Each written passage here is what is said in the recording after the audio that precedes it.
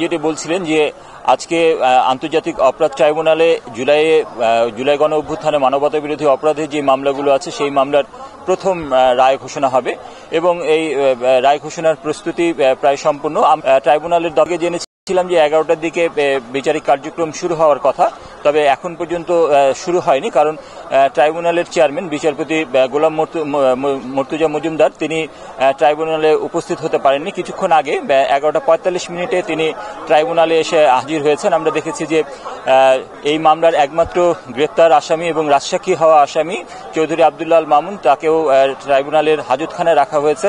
যেহেতু সব বিচারপতি এসে উপস্থিত হয়েছেন, হয়তোবা কিছুক্ষণের মধ্যেই এজলাস কক্ষে চৌধুরী আব্দুল্লাহ আল মামুনকে তোলা হবে এবং তারপরে বিচারকরা এসে বসলেই বিচারিক কার্যক্রম শুরু হবে। এবং আমরা এজলাস কক্ষে গিয়েছিলাম, এজলাস কক্ষের অবস্থা দেখে যেটা মনে হয়েছে যে একেবারেই জনাকীর্ণ অবস্থা। সেখানে সাংবাদিক গণমাধ্যম কর্মী, আইনজীবী ছাড়াও ভুক্তভোগী পরিবার, শহীদ পরিবার, প্রত্যক্ষ যারা সাক্ষী ছিলেন তারা, অ্যাটর্নি জেনারেল মোহাম্মদ আসাদুজ্জামান, গুম কমিশনের সদস্যরা, এমনকি এবং যে যারা তদন্ত করেছে আন্তর্জাতিক অপরাধ ট্রাইব্যুনালের তদন্ত সংস্থার সদস্যরা সবাই এসে উপস্থিত হয়েছেন এবং সবারই ব্যাপক আগ্রহ যে এই রায়ে আসলে ট্রাইব্যুনাল কি রায় দেন, কি ভাগ্যে আছে এই 3 আসামির ভাগ্যে।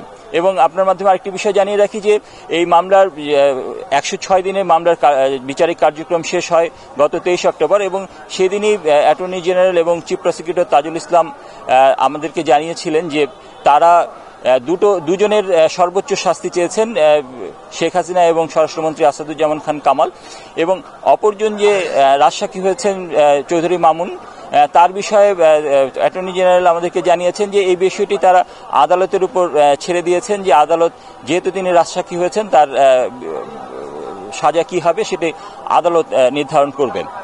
এবং এই রায়ে ঘোষণাকে কেন্দ্র করে আমরা দেখেছি সকাল থেকেই একেবারে নিরাপত্তার চাদরে ঢেকে দেওয়া হয়েছে ট্রাইব্যুনাল, হাইকোর্ট, সুপ্রিম কোর্ট পুরো প্রাঙ্গণকে। এবং গতকাল এই ট্রাইব্যুনালের নিরাপত্তা চেয়ে সুপ্রিম কোর্ট প্রশাসন সেনা সদরে সেনা মোতায়েনের যে আবেদন জানিয়েছিলেন সেই আবেদনের প্রেক্ষিতে আমরা দেখেছি যে এখানে সেনাবাহিনী মোতায়েন করা হয়েছে। সেনাবাহিনীর পাশাপাশি র্যাব, পুলিশের সহ গোয়েন্দা বাহিনীর সদস্যরা সতর্ক আছেন যে কোনো রকমের অপ্রীতিকর পরিস্থিতি এড়াতে।